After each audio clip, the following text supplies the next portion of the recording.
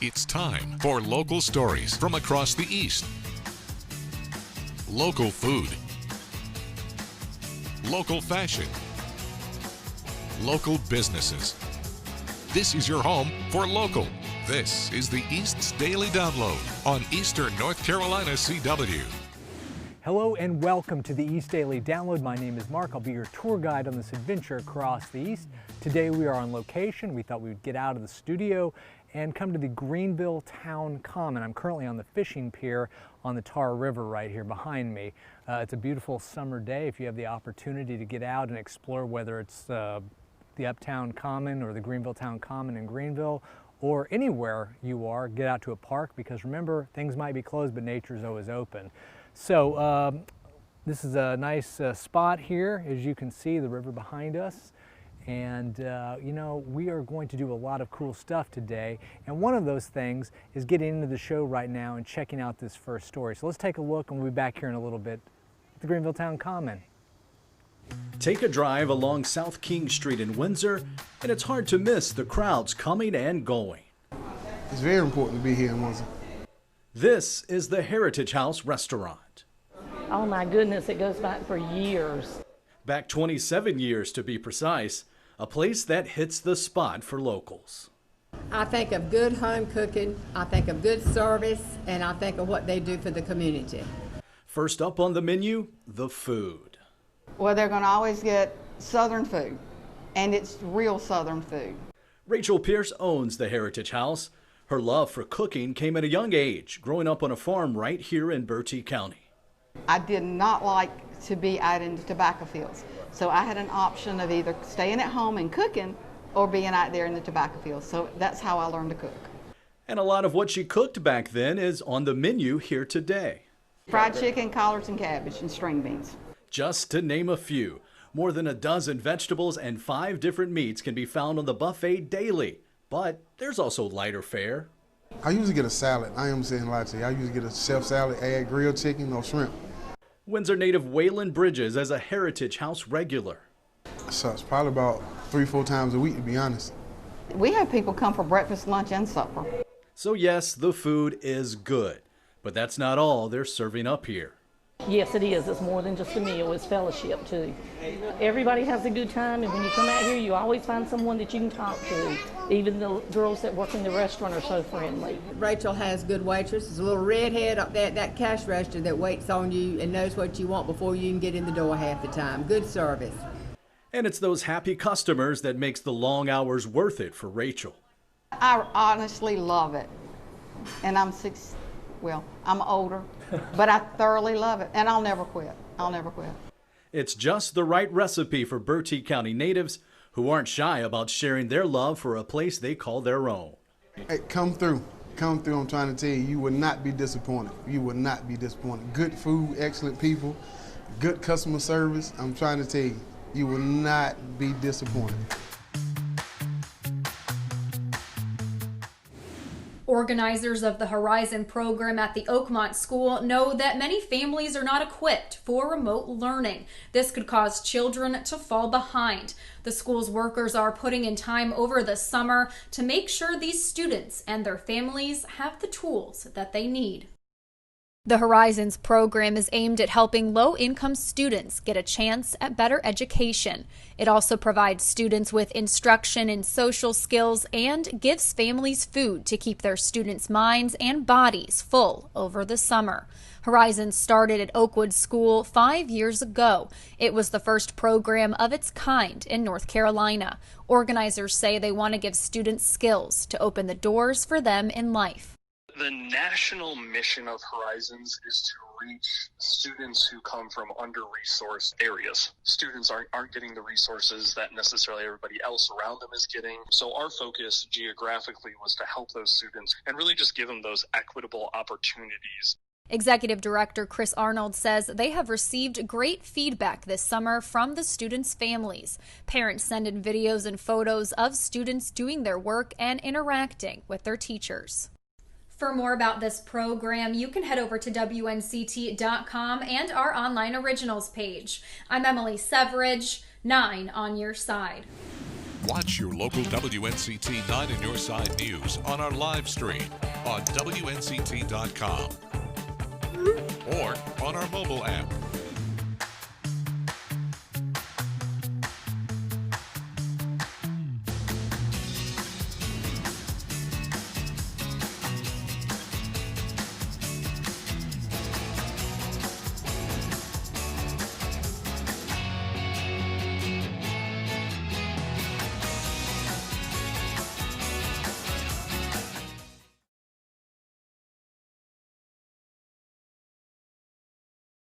Hey, we're back here on the East Daily Download. Hope your day is off to a great start so far. So right now we're in Greenville on location. Actually, we're at the Greenville Town Common adjacent to Uptown Greenville. Right now you see the bridge behind me here. This is kind of an iconic landmark in the area. They're actually doing some work right now and renovations to this, so it's all closed off, so we can't go on it today. It'd be great if we could, but eventually or very soon it'll reopen and you can come back. You know, there's a greenway trail that runs through the bridge, through the Tar River waterfront, which is a great exercise location, but you can't get there from here right now. But we just wanted to give you a cool visual to have in the background there outside on a nice summer day. Okay, let's jump right back into the show here. We still got a lot of ground to cover today, a lot of good stories to get to, and when you come back, we'll be in the Greenville Town Common, another area, okay? I'll see you in a little bit. Interim Chancellor Ron Mitchelson held a virtual town hall meeting this afternoon, answering questions of concerned teachers and students. Mitchelson says masks continue to be the #1 topic of concern. He's asking professors to be upfront about the policy. They are required in the classroom setting. Let's make sure that that's expressed in the syllabus. He's asking professors to set the right example. They have to assist our community in being compliant. This culture of compliance, I can tell you, starts with professionals, including our professors. Students have differing opinions on the requirement. Delia Nashed thinks wearing a mask in class is a good idea, but it will be uncomfortable. I think it's annoying, but I think it's a necessary evil. It's going to protect everybody. Nashed says she will do anything to get back to in-person classes. Spring semester was canceled, and it was just all online, so the fact that we have school coming up in August is kind of exciting, that things are getting back to normal. Mitchelson says July 10th is their deadline for decisions. He says the state's move to phase 3 is critical to their plan. If the state is not willing to move to phase 3, it will definitely have an impact on the timing of what we're able to do. So this is a key element in decision making, certainly at the system level. As for the rising case counts, Mitchelson says it will be a University of North Carolina system decision whether students are kept from returning to campus August 10th. He expects that decision to be made mid-July. In Greenville, Caroline Boyer, 9 on your side. A Greene County couple has started a business to provide a home and care for elderly citizens who need it in the age of COVID. I think it's a house that people could enjoy. Louie and Terry Johnson have a vision for the Lindell House. And I know there's a need for a home for people who don't necessarily need assisted living, don't need nursing home, yet they can't stay in their own home safely anymore. The 4-bedroom home is ready for up to 6 people. We got this home and we set it up for people to live here, have all their meals made, have their transportation, have someone here to do all the housekeeping, and they can just live here with some independence as well. But the Johnsons are still looking for residents. I don't know if the word hasn't gotten out as well or if people are just afraid to make a move right now. The entire house is ADA accessible. Workers will provide help when needed. We'll have hired caregivers will be here for companion care for 12 hours a day, 7 days a week. The Lindell House is prepared for COVID-19. Be limited people in and out. Of course, we also have hand sanitizers at the entryway. I have a thermometer to be checked every time anyone comes in to make sure there's no one with a fever. The Johnsons don't just want this to be a place to live. They want it to be a home. Well, I think so many times as we get older, we get isolated and we miss out on a lot. And I think we want this to be a loving, active home that people enjoy visiting and living. The Johnsons say they look forward to having residents at the Lindell House. We have more information on how you can get into contact with them at WNCT.com. In Greene County, Ariana Kraft, 9 on your side. I'm Alicia Kellum, the Executive Manager here at Don Williams Nissan. With recent health concerns, we wanted to share some ways to keep your vehicle clean. Disinfect all high-touch areas where there's most contact with bare skin, like the steering wheel, handles, lock buttons, seat belts and buckles, mirrors, radio dials, and climate control buttons. Sanitize your hands about every hour just to be safe, and listen to all the latest alerts from health officials. From all of us here at Don Williams Nissan, stay safe. We're thinking of you.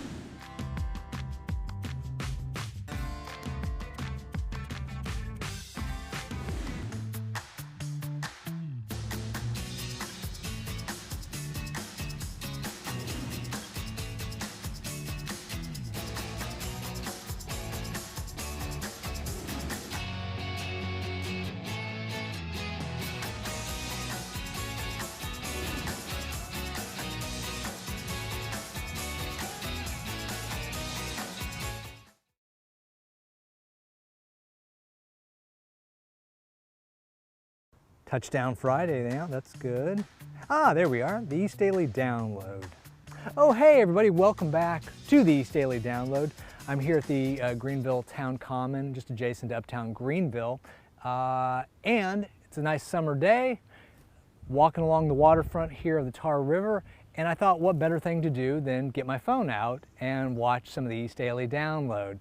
But now that I say that out loud, I see the error in this. Maybe I should just be out here, put this away, and enjoy the nice weather, because before you know it, it'll be fall and winter, it'll be cooler, I won't want to be outside, so enjoy the nice weather while we can, and sit here and enjoy the beautiful water. And interesting, the chain link fence here that divides and keeps us safe from the water, there are all these padlocks on the fence. Now, we were debating the meaning and the definition of this. Bryce, do you think it's about relationships, I believe? Is that right? Thumbs up, yeah. I don't know. It is decorative and it looks kind of cool when you go down the row, though. So I'm going to look that up and let you guys know. Okay, let's get back to the story, and I'll see you back here in a little bit on the East Daily Download. This parking lot would typically be filled on summer afternoons and evenings here at Down East Wood Ducks Granger Stadium. Instead, now the parking lot and the stadium will remain mostly empty due to the cancellation of the Minor League Baseball's 2020 season. We'd kind of heard it was coming anyway. I think we'd known probably for a while it was coming, and today marks the day that Major League Baseball players report to spring training, new spring training for Major League Baseball. So I think a decision had to be made about minor league baseball. There won't be a season for the Down East Wood Ducks this year because of the pandemic. It leaves employees of the 160 different minor league baseball teams across the country concerned. We're trying to do as many things as we can just to kind of keep paying bills, really, and keeping everybody on staff. In Kinston, Team Vice President Wade Howell is working to keep his employees together. To date, I think the thing that we're most proud of is we haven't furloughed anybody, so we're trying to continue that. Workers at Granger Stadium are not the only ones taking a hit. So is Mother Earth Motor Lodge, one of the primary hotels where visiting teams would normally stay. Its manager now has more rooms to fill than she's used to. We've been talking with Wade over at the Wood Ducks. We stay in very close contact with them, and so we knew what to expect, and we've been working on multiple ideas to try to bring in more tourists in a different direction. Losing the Wood Duck season is having an effect on people in Kinston, but many are trying to remain positive, finding new ways to generate revenue. So again, not the best situations of having to be creative, but it's forced us to do that, and I think there'll be some things that we figure out that we can do and still work into a season, and we'll keep doing that for future years as well. We have more information on the Wood Duck season and how this cancellation will impact the community online at WNCT.com under our online original page. In Kinston, I'm Kelsey O'Donnell, 9 Your Side Sports. This year's summer hunger came early for many families here in the East. The Food Bank of Central and Eastern North Carolina is asking for your help to stop summer hunger. With school cafeterias closed, these kids have lost access to 2 meals a day. That's why 9 on Your Side's Caring for Carolina is asking for your help with this important mission to feed those families in need. Visit WNCT.com to learn how to donate your time, food, and money to the Food Bank of Central and Eastern North Carolina in their fight to stop summer hunger.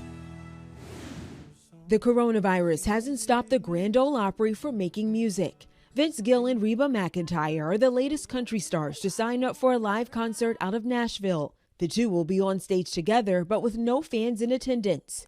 The July 18th show will be the Opry's 4,933rd consecutive Saturday night broadcast.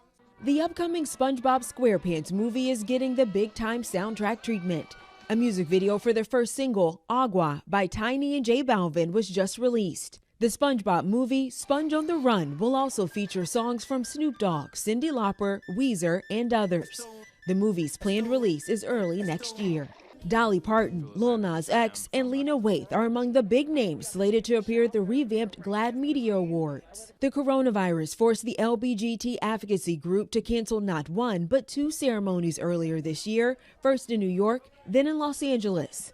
GLAAD is now combining them into a single virtual show on July 30th. It will be streamed live and then air on Logo TV August 3rd. That's your Eye on Entertainment. WNCT 9 on your side is hitting the road. Living Local is back and coming to a town near you. We're living local on WNCT 9 on your side. Watch your local WNCT 9 on your side news on our live stream on WNCT.com or on our mobile app.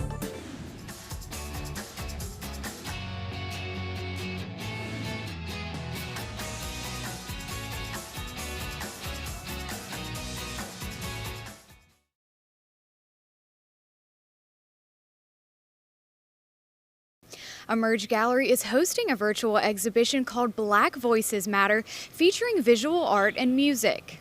Right now is such an important time to let Black artists have a voice, and I think it's even more important for our entire community to listen. Holly Garriott is the executive director of the Pitt County Arts Council at Emerge.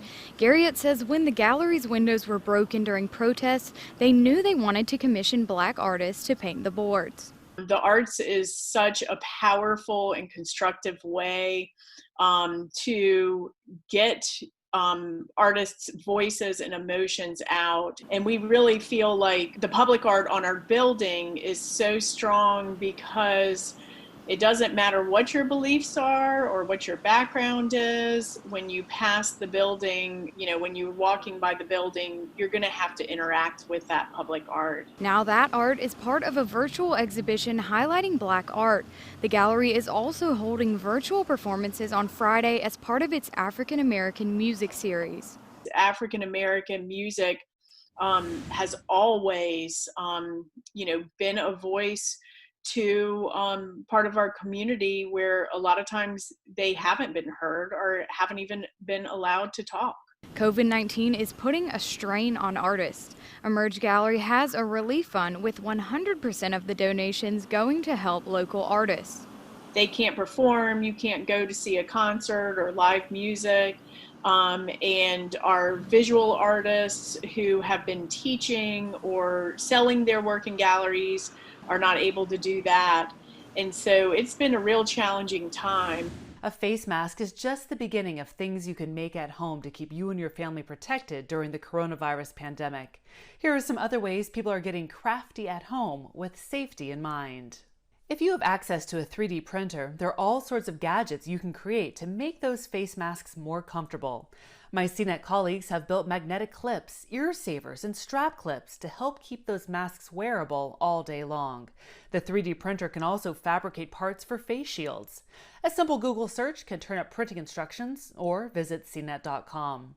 If you don't have a 3D printer and would like to invest, the DaVinci Mini W Plus starts at a little over $200. By now, we all know that we shouldn't touch our faces in order to minimize spreading germs. The NASA Jet Propulsion Laboratory has released instructions to make a wearable sensor that vibrates when your hands get too close to your face. It's called the Pulse, and it relies on basic electrical supplies and a little tech know-how. Find the instructions at jpl.nasa.gov and search for Pulse. But if these sound a bit complicated and you'd rather stick to making fabric masks, there's a ton of online tutorials from everyone from Joann Fabrics to the Centers for Disease Control and Prevention. For more techie tips and tricks, visit cnet.com. I'm Cara Suboy with CNET for CBS 2 News This Morning. Oh, you did not tell the truth. That's not true. No, I'm done. You are not! You said you wanted a light bulb moment, and I'm going to give it to you. Chicks rule. Girl power. Jerry. All these years, we should have had a cheerleader on this show. How am I going to tell her that she can't pick up her children? How about this? You're not picking up the kids, you're drunk.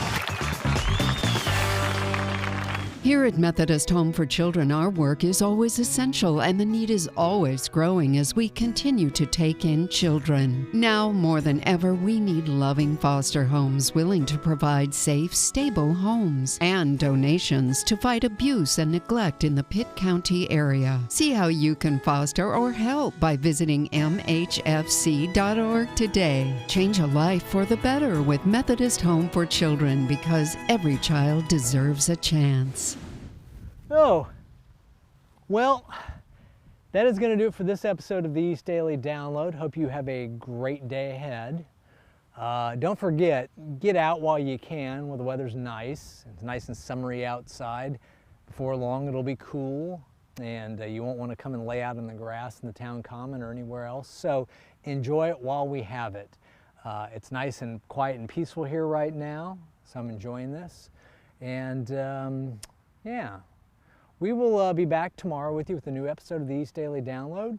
So until then, have a nap or relax and enjoy the summer. And I'm gonna lay back down here. Oh, yeah, that's the good stuff. We'll see you tomorrow. Tomorrow on the East Daily Download, we continue our trip to the Greenville Town Common. I'm here in the Greenville Toyota Amphitheater. Ariana will be here with a new farm report, and Angie will be here for Q&A with AQ. Join us tomorrow for the East Daily Download on Eastern North Carolina CW.